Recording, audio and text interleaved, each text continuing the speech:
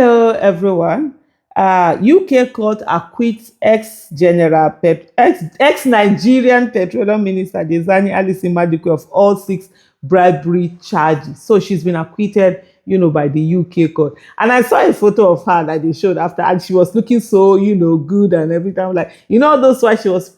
I was like, in my mind, I was like, try her, try her. She was all those like she used to put this thing that they say that she's sick, she's this, she look frail, this.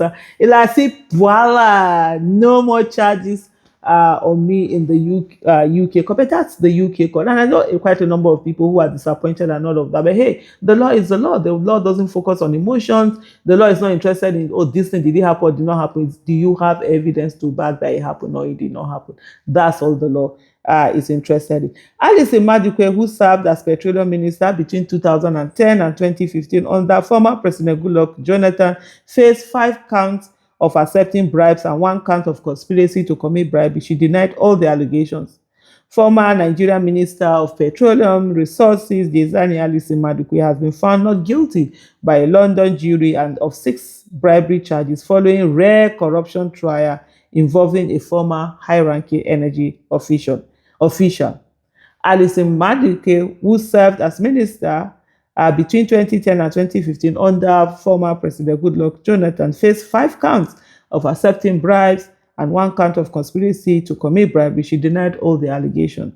Prosecutors allege that the 65-year-old former minister enjoyed a life of luxury in London, allegedly funded by oil and gas industry figures seeking lucrative contracts in Nigeria, a country long challenged by corruption and mismanagement in its oil sector.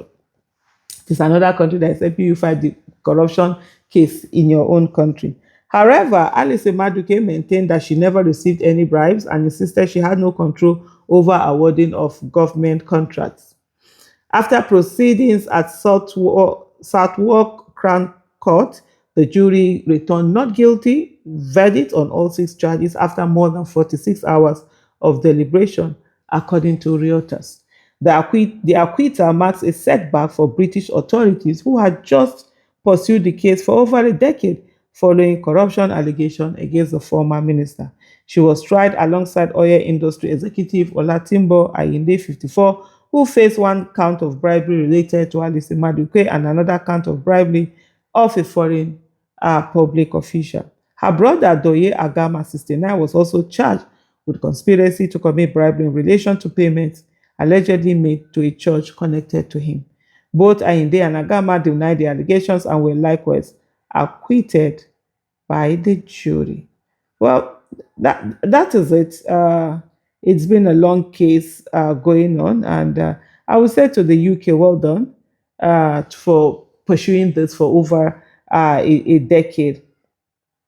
And somebody here said, those of you who wanted her to be jailed, shame on you. Fulani terrorists are destroying and wallowing your economy. You keep blind eyes and deaf ears. Fools are praying for someone. Her God-given land is taking care of Nigeria. Blah, blah, blah. Well, the thing is that one of the things that people don't understand is how destructive corruption can be. And you talk about, this whole thing. People don't understand. Corruption actually kills more than terrorists. Monies are supposed to be spent on developing the country being stolen away. When that road is not there, all the accidents that happen there, that's corruption killing people. When you go to hospital, drugs are not there. That's corruption, killing people. And in that oil sector, we lose a lot. And one of the reasons why, for me, I'm really interested in Peter Obi's presidency is how constantly he talks about, the oil theft and how he's going to handle it head on. He's the only presidential candidate that you see him talking about that oil theft. The oil mafia are way more than drug mafia. They are more deadlier. Their own is that they do their own with finesse. For someone to have the guts to say he's going to take them on, you know what it is. Nigeria loses millions of dollars every day, not every month, every day. And those monies can go a long way in helping develop our nation. So there's so much. It's not about people saying, "Oh, you want someone to be, arrested or acquitted or whatever." It's about what it does. What it does. in destroying of our country. Those terrorists that you see is part of this destruction. Money that's supposed to be used to buy arms, take care of our military that can fight them, they are not used. They are taken away elsewhere. We saw the arms gate, the billions that were stolen that were supposed to be used to fight, an election, and how someone else just focused and they were just used on frivolities. And today we are all suffering. Generals from 2015 are being killed. A whole chief of defense staff was killed. Meanwhile, he was accused of collecting how many billions were he taking every month? The billions didn't save him when bandits killed him. They killed him on his way from farm on Nasarawa Road and wherever. We are all victims waiting to happen.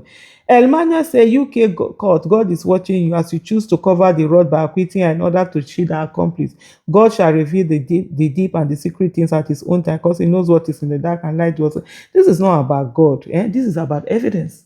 No matter what it is, it's about evidence. It's not about whether, whatever. And the court, I've always said this, it is the evidence before the court that they will be to use. Well, it's not, the court is not interested whether someone has done something or has not done something. That's not the business of the court. The business of the court is that, is there enough evidence for you to prove the person has done? If you've not, sorry, matter is gone. Beyond a reasonable doubt is the legal burden of proof required for a criminal conviction. This is what happens when you don't present the complete facts with irrefutable evidence, the lack of diligent prosecution. It's as simple as that. And that's why in Nigeria, most times, let me round up here. That's why in Nigeria, most times you find out that somebody has done a crime and the person is acquitted. People are like, oh, the judge is, For example, there's a murder case. Instead of police to go and gather all the evidence, you see Oyibo people, have you watched their crime, these shows? You see how they follow. They will sometimes they know this person did it.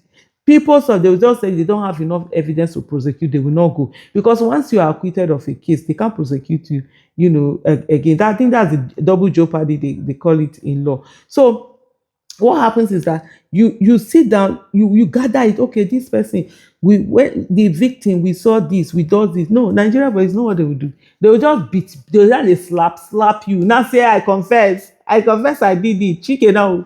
They will carry that confession to court. When you get there, the person will just say I confess all that duress, and they will not have any other thing, and nothing else. So everything is all about evidence. But anyway, that's that on the Diezani case, and let's move on to the issues that we have on ground. The 2027 election that is coming. Everything me that I talk about next election for the next 7 months. We hear election matter. If I dey talk the happy birthday, okay, election. As we are right now, please, as much as possible, if you don't have a PVC, go and get your PVC. Go and collect your PVC. There are a lot of PVCs that have not been collected. Please go and collect your PVC and get others to register. If you are a new voter, go and register and let your vote count. I'm not a politician. The issues that come from politics are dealing with every one of us. Thank you so much for watching. Bye.